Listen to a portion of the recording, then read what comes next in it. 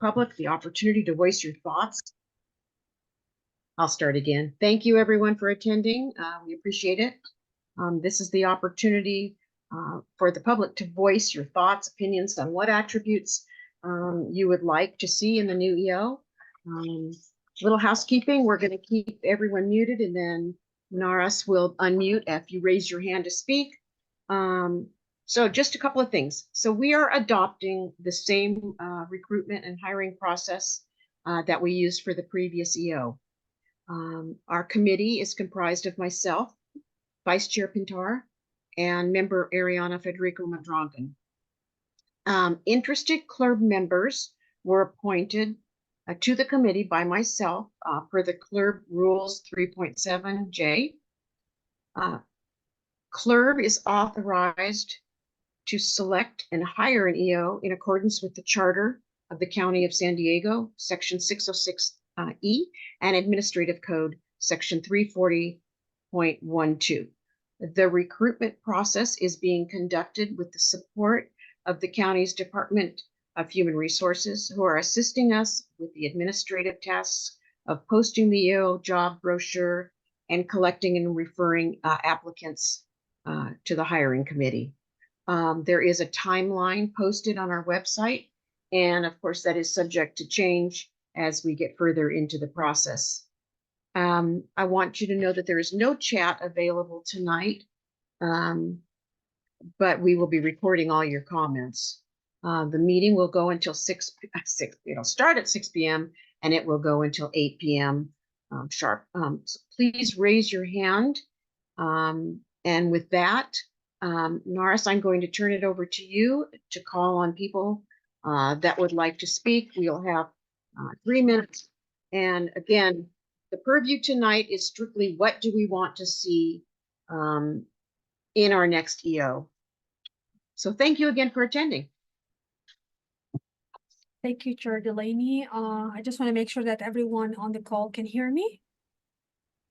Perfect. Okay, so I have a multiple requests to speak, and I will start with Karen Remus. Karen, can you hear us? Yes, I can hear you. Can you hear me? We can. Thank you. Good evening, CLERB Executive Officer Hiring Committee. My name is Karen Remus. I reside in zip code 92131, and my pronouns are she, her, and hers. On March 24th, the Union Tribune published an article about the departure of former Executive Officer Paul Parker.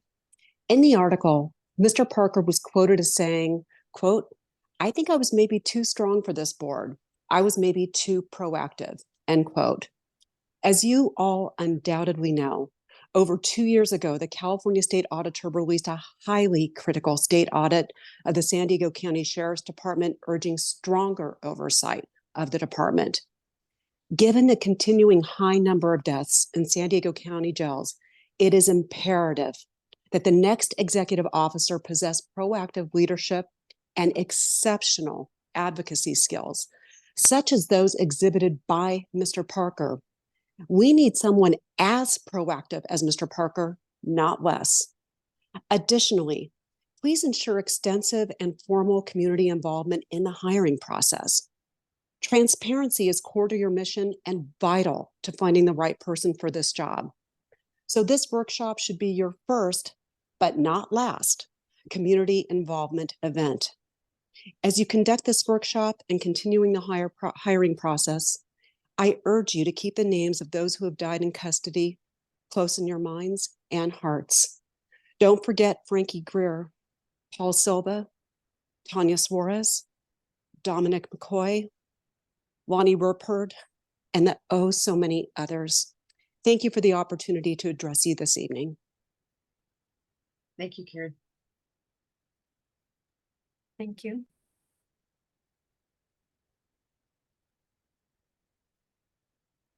Next, we will call David Settles. Yes, hello, can you hear me? We can. Yes, yes, hi, committee members. Yeah, my name is David Settles. I've spoken a few times at the CLERB. You know, my brother passed away in the jails. And I'd like to call in just to voice that, I thought Paul Parker was doing an excellent job of advocating for the families. And, reforms are needed, as we know, with all the number of deaths. And I believe, what my brother went through, is preventable. And there are many areas where, additional transparency and reforms of the jail are desperately needed. And Paul Parker was a champion for that. So I just want to voice that, yeah, similar to the characteristics of Paul, we need an executive officer who is going to advocate for those reforms and for strengthening the oversight of the CLERB, because I think that is what is needed to make these improvements. So that's what I would hope the committee would look for. So that's all I have to say, and thank you for letting me speak. Thank you.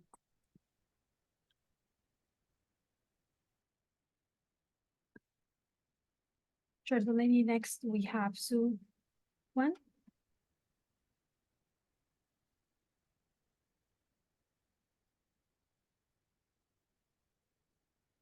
Can you hear me?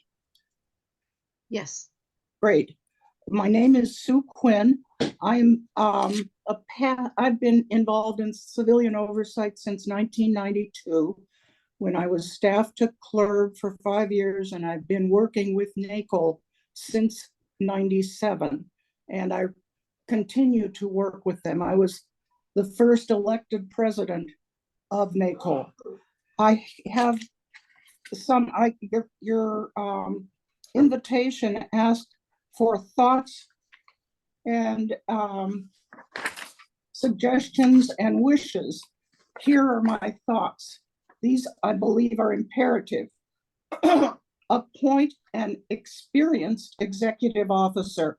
An inexperienced officer will need up to 2 years as executive officer to get up to speed. 2, expect those you consider to know NACO's 17 principles of effective oversight, which I did send to you, board, today. Ask the prospective executive officers to tell you how they will use those in conducting and leading staff and advising you, board. Next, I asked that you ask them who are all San Diego County stakeholders.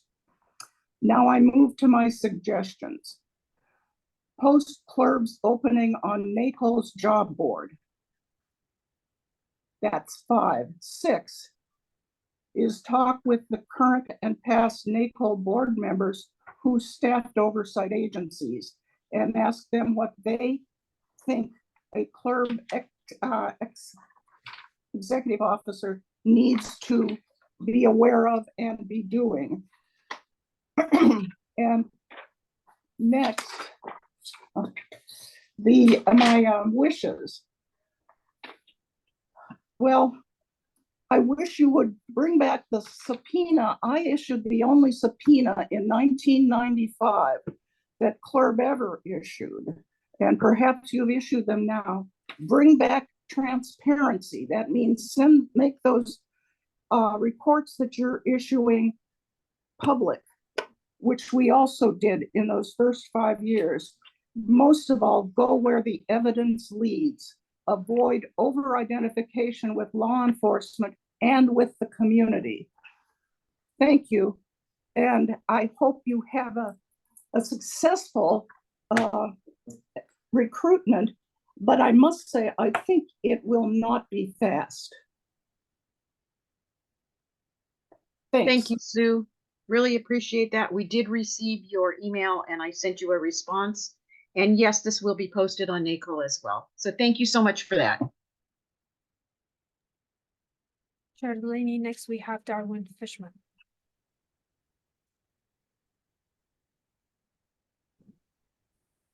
Good evening, Darwin Fishman, he, him, his, Racial Justice Coalition of San Diego.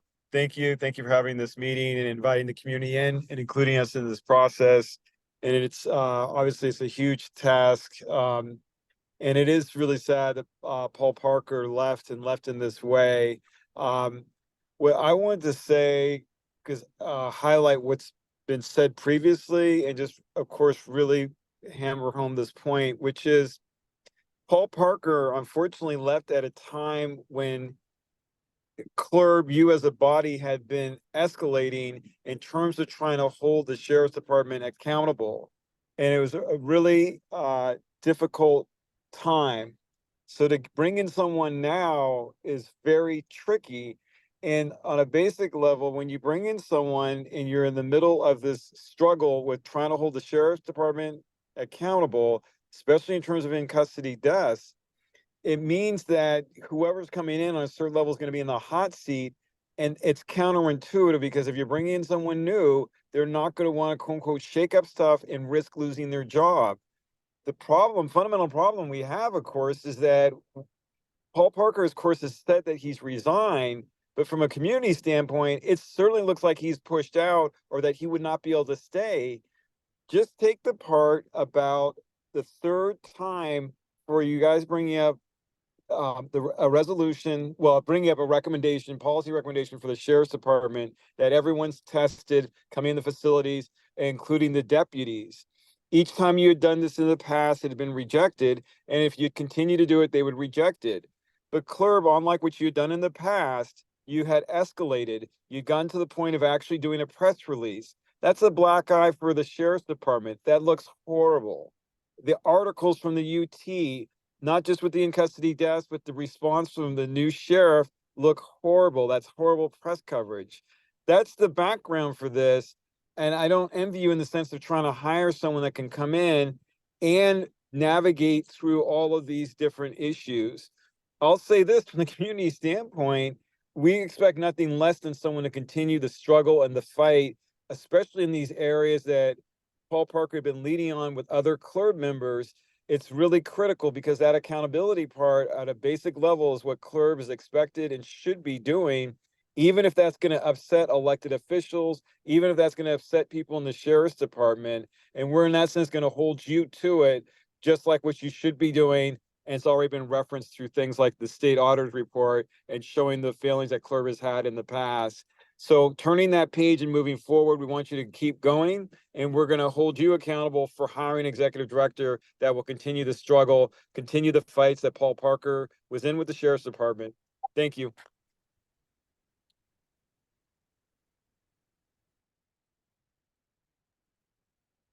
Thank you, Darwin.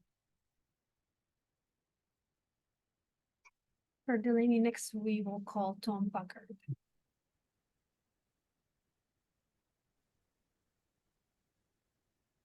Oh, can you hear me? So we can hear you just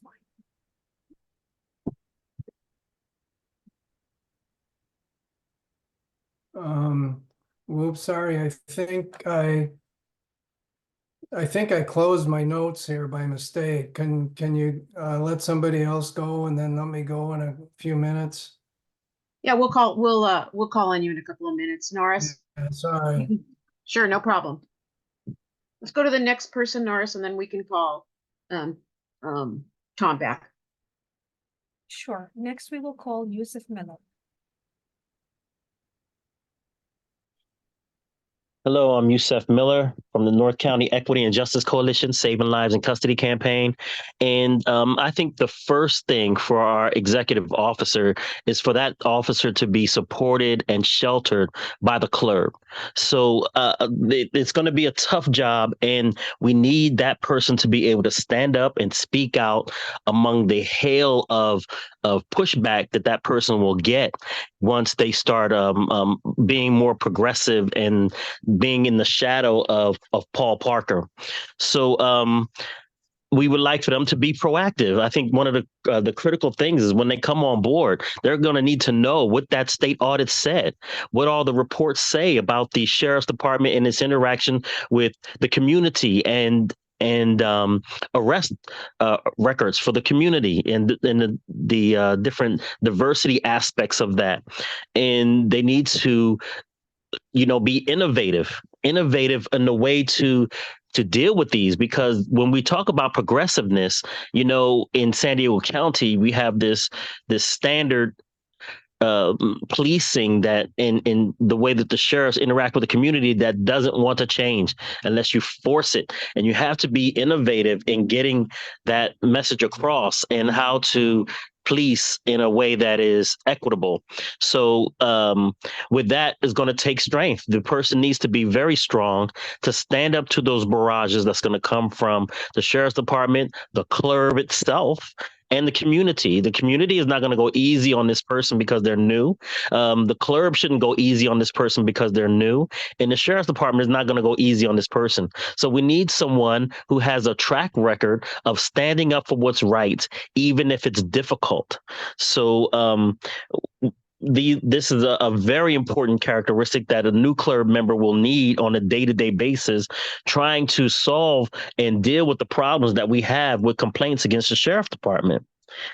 A decarcerative initiative to be sensitive to the complaints that come out from the community when people complain that they were harassed or they were unfairly attacked, you know what I mean, by law enforcement, and whether they're proved to be correct or incorrect, we need an eye to look at and investigate these complaints in a way that is decarcerative, that where there are other options for sheriff's deputies to actually engage in besides arrest, or when in custody, are there different programs that should have been employed instead of what the inmates are complaining about.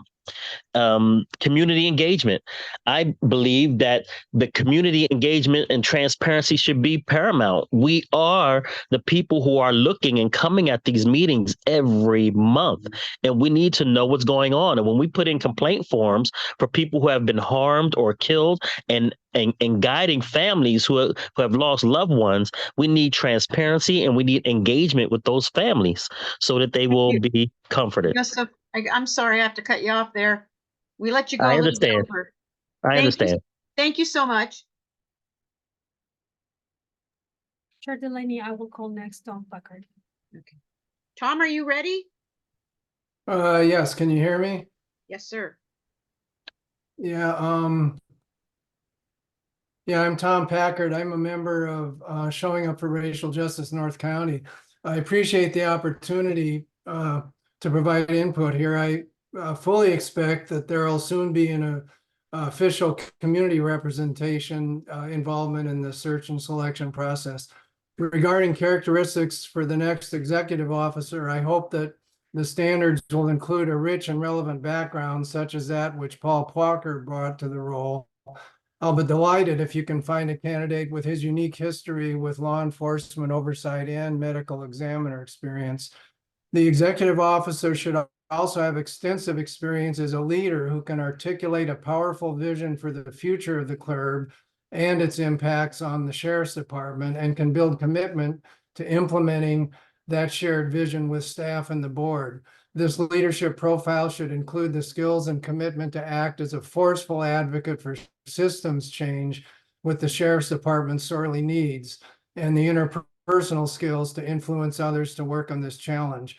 Given what Mr. Parker has said about the current board not being fully supportive of his advocacy efforts for systems change in the sheriff's department, in spite of some of your notable efforts, such as resubmitting recommendations on screening of all staff, I'm not sure the board as a whole has the commitment to recommend a strong advocate for systems change.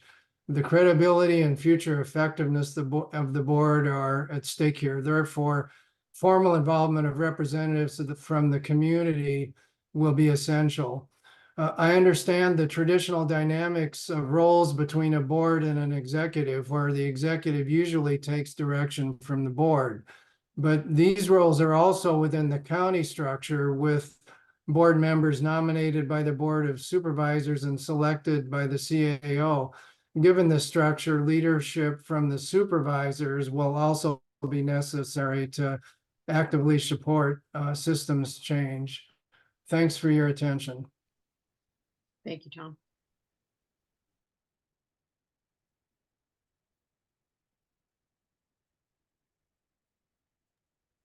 Chair Delaney, next we will call Paloma Serna.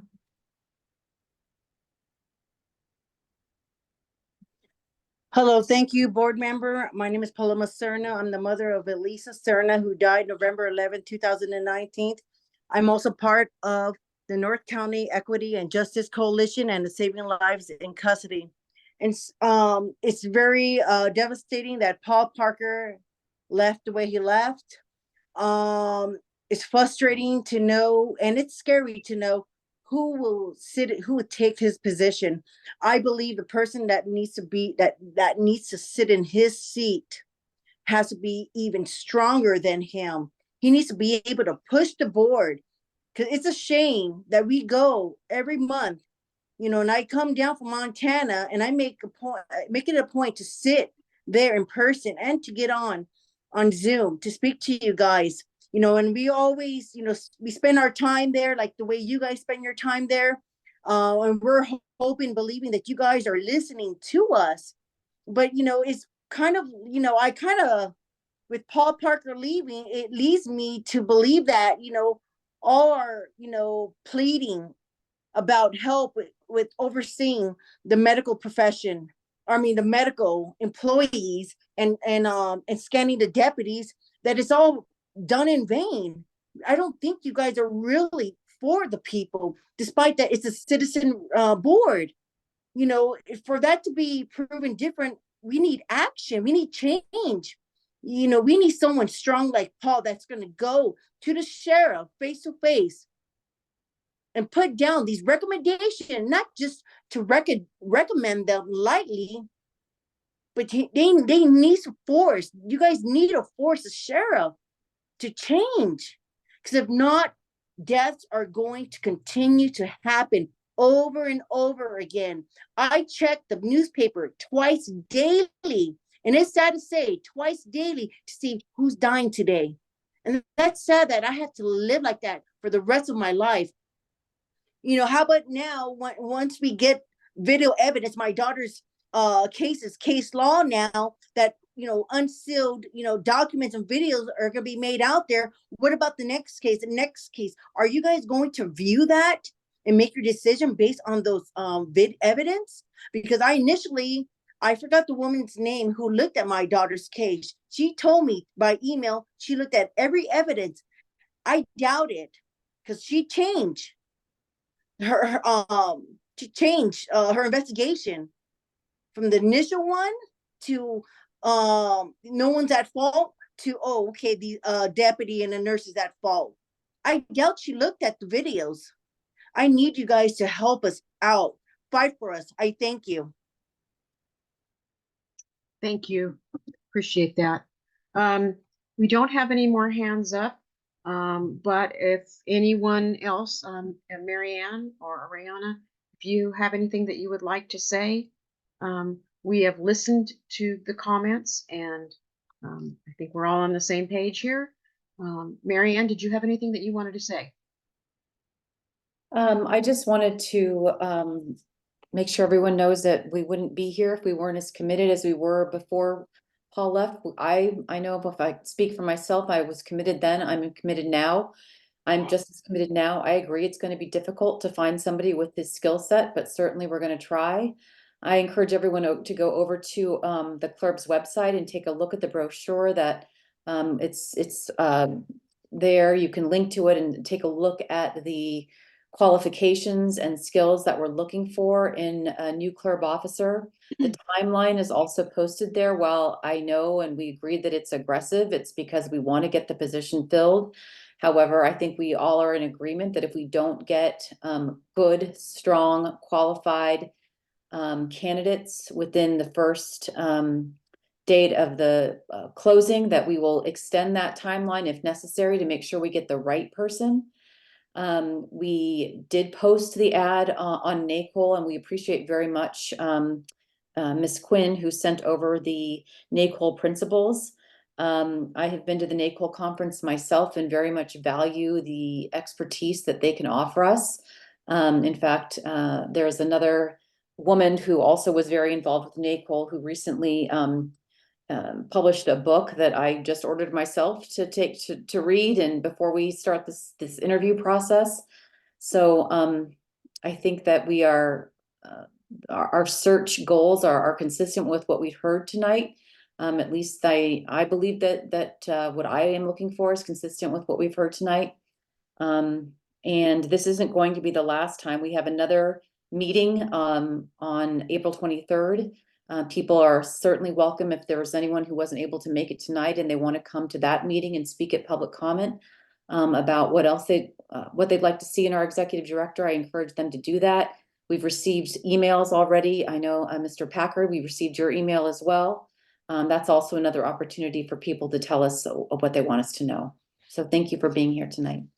Thank you, Marianne. And just on that note, if you want to spread the word at clerb@sdcounty.ca.gov, anybody that wants to send an email with their suggestions, their wishes, please do, and we will read all of them. Ariana, did you want to say anything?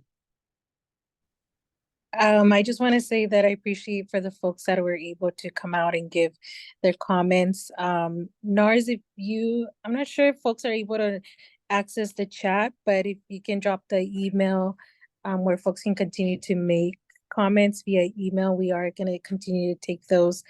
And I actually volunteered for this ad hoc committee because I do think that community outreach, as well as like other committee members like Marianne and Eileen, that we know that it's important to continue to involve community as much as we can.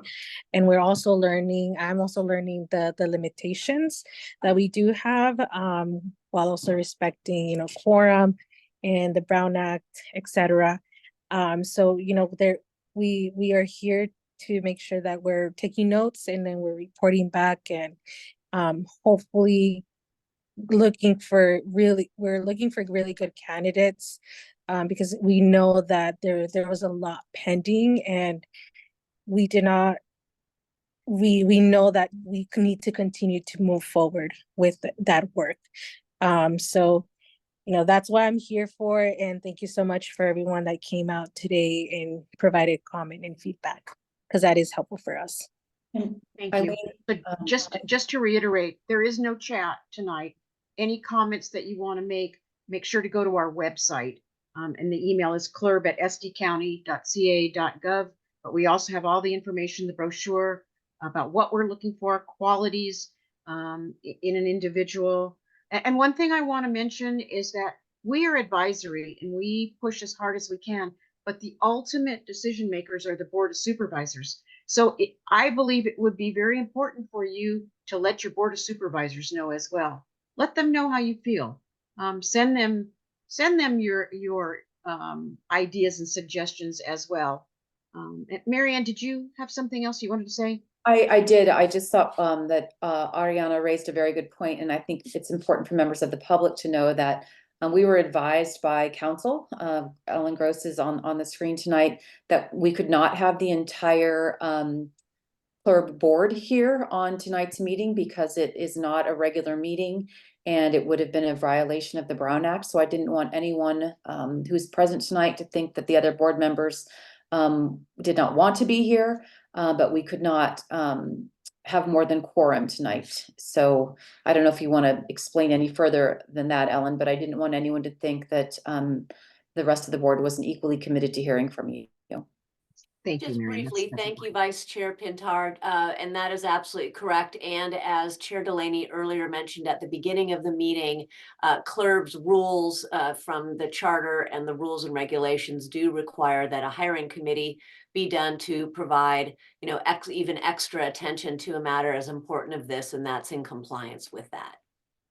Thank you. We also have our Department of Human Resources that is advising us on what we can and cannot do, because ultimately the executive officer is employed by the County of San Diego, so we have to comply with their regulations as well. If there aren't any other questions, I'd like to thank you again for attending. Again, Tom, do you want to say something very briefly? Yeah, just really quickly, based on a couple things you said, the position has words like manage, supervise, formulate, advise, CLERB, analyze, investigate. There's nothing there about advocacy. And I don't know if you have to stick, it says, but not limited to. So I think I hope I'm not giving a message. I really appreciate what you all have been doing and the hard work you're putting into it. But I think, you know, what Paul said about the dynamics and the frustration, I think the community will, this is an opportunity for you all as a board to push even harder. We will work with the supervisors. I'm glad you made that point. And then just the idea of involving community members more specifically in the process. We'd like to see if, I think you can, you have the authority to add other members, I think, but if you could get some couple of members from the community in on this, I think it would give the process a lot more credibility and maybe lead to a better outcome. Thank you, Tom. I'm not sure that that's possible because, as I say, we're dealing with some confidential employment things with the county. We can certainly check and see. But we'll have to check and see if that's even possible. We do have, I understand that Joseph, you want to say something really quick? Please do. Yes, really quick. Thank you for that suggestion about the supervisors. And yes, we're already on that. As a matter of fact, Tuesday, we mobilized the North County Equity and Justice Coalition to that supervisors meeting. And we brought up some of these issues, and as well as accepting all 68 simultaneously of the board reforms to the Board of Supervisors. And we're mobilizing to do lobbying to each Board of Supervisors. So that is going on as we speak. So that is a great suggestion, and we are already doing it as the North County Equity and Justice Coalition. Thank you. Great, thank you very much. Okay, anyone else? One last shot here. Any other hands, Norris? Yes, Chair Delaney, I see Sue Quinn hands up again. So if you allow me, I Sure. can. Sure.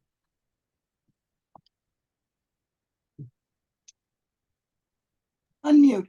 I think I left off my last suggestion when I said, go where the evidence leads. The other piece of that is avoid over-identification with law enforcement or the community. Thank you. That's a very important part. We need somebody that will go where the investigation leads. So thank you. And you did include it. I have it right here in my notes. I wrote it down. Thank you. Yeah. Okay, with that, thank you very much. Again, I know I've said I'm being redundant here, but please, anybody that wants to send us information, send us your thoughts. You have the email address or our website address, and we will read all of your comments. We will take into consideration all of them. Thank you very much, and we will see you on April 23rd at our regular meeting. Thank you, everyone. Good night.